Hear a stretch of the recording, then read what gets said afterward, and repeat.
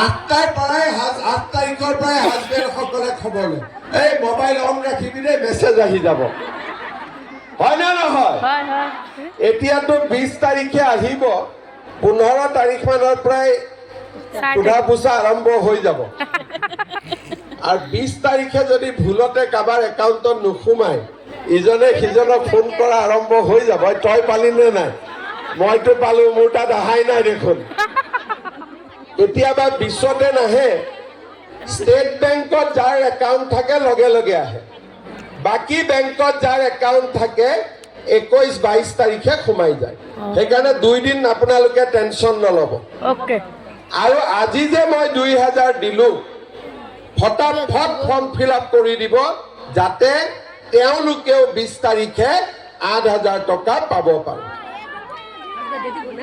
আজকা ফৰ্ম দিব 2000 ফৰ্ম, মানে 2000 মানুষেৰ ফৰ্ম দিব। দালি চেনি আৰু নিমখ কিনিছে নে নাই আপোনালোকে? কিনিছো।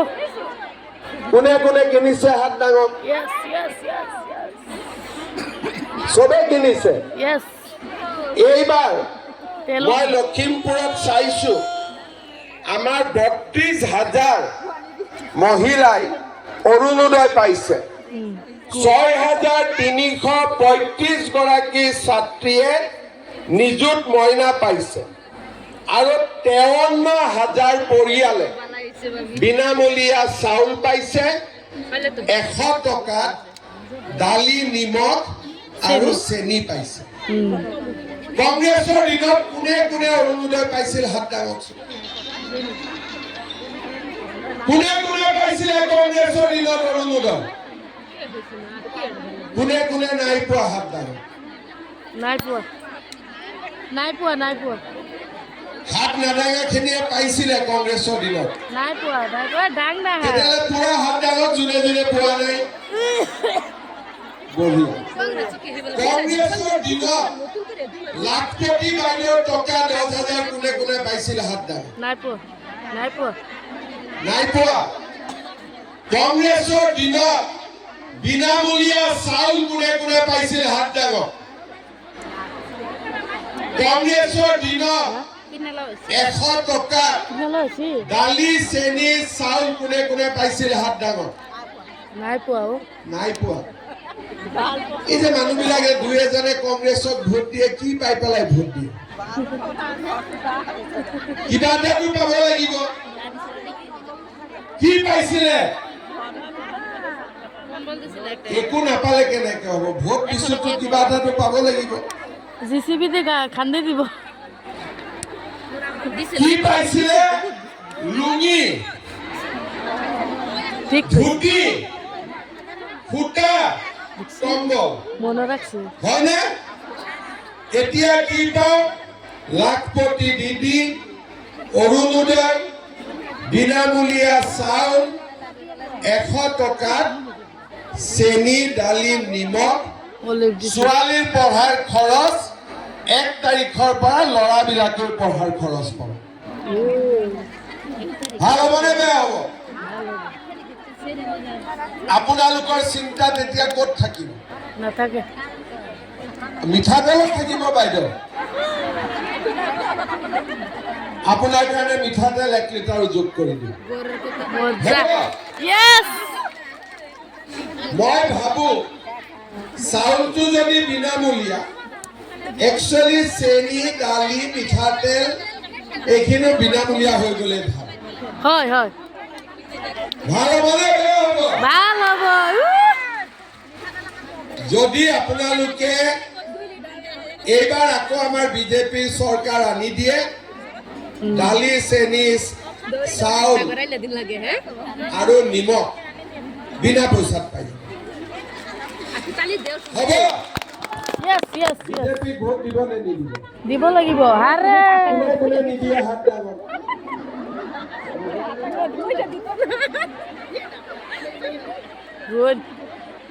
আচ্ছা, কোনে কোনে মানৱ ডেকাই ভোট নিদিয়ে হাত ডাঙক? কোনে কোনে মানৱ ডেকাই ভোট নিদিয়ে হাত ডাঙক? বাইদেউ, ভোট যদি নিদিয়ে হাত দাঙি দে, কোনো কথা নাই।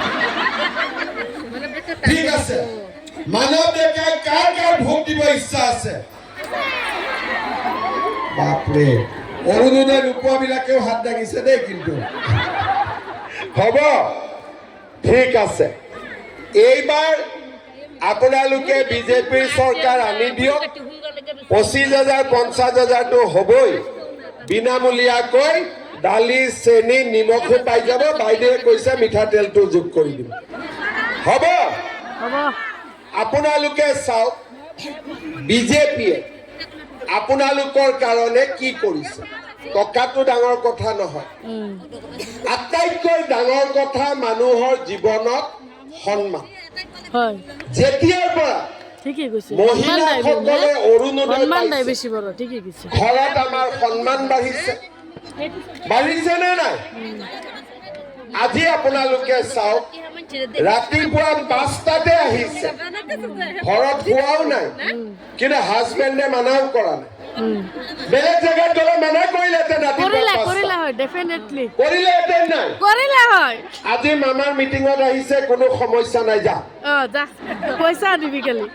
তাৰমানে ঘৰত আপোনালোকৰ সন্মান বাঢ়িছে। হয়, চাউল ঘৰত পইচা নাই, গেলামাল দোকানৰ পৰা বাকী কৰিব লাগে।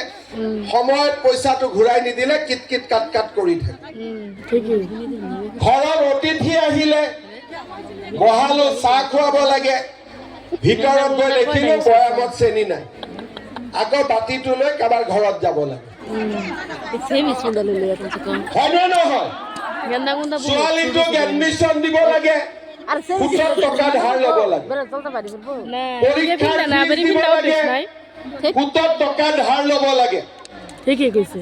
এতিয়া বিজেপি দলৰ চৰকাৰ আহিলে অৰুণোদয়ো পালো, লাখপতি দিদিও পালো, চাউলো পালো, চেনিও পালো, দালিও পালো, নিমখো পালো। ছোৱালী ল'ৰাৰ এডমিশ্যনো হ'ল। মাহেকত পঢ়িবৰ কাৰণে ল'ৰা ছোৱালীৰ খৰচো ঘৰত আহিল। ঠিকই ৰে, আমাৰ সন্মান বাঢ়িলে নে নাই? বাঢ়িছে। এতিয়া কাৰো কথা শুনিব নালাগে। এতিয়া আমি কি কৰিব লাগে? সকলোৱে মিলি লাখপতি বাইদেউ হ'ব লাগে। পাৰিবনে নাই? হ'ব, পাৰিম। এই পিছফালৰ বাইদেউসকলে নোৱাৰে নেকি? পাৰিব? ঠিক আছে। এতিয়া মই যোৱাকালি লখিমপুৰত আহিছিলো। আপোনালোকে দেখিব ডক্টৰ ভূপেন হাজৰিকাৰ নামত আমি কিমান ধুনীয়া এটা প্ৰেক্ষাগৃহ বনাইছো। অলপ আগতে আমি লখিমপুৰত নতুন DC কোড হ'ব, আধাৰশিলা স্থাপন কৰিলো। নআলিৰ পৰা কলিতা গাঁৱলৈ 12 কিলোমিটাৰ ৰাস্তা হ'ব। অলপ আগতে আমি আধাৰশিলা স্থাপন কৰিলো। আজি সকলোৱে জানে ঘুনাসুতিৰ পৰা লোহিত খাবলুৰ মাজত দলং নিৰ্মাণৰ কাম পূৰ্ণ গতিত চলি আছে। আজি আপোনালোকে জানে যে আমাৰ লখিমপুৰ সমষ্টিত অজস্ৰ ৰাস্তা হৈছে, স্কুল কলেজ হৈছে, অংগনবাদী কেন্দ্ৰ হৈছে, মেডিকেল কলেজ হৈছে, নাৰ্ছিং কলেজ হৈছে, লখিমপুৰত বিশ্ববিদ্যালয় হৈছে। অহাবাৰ আহিলে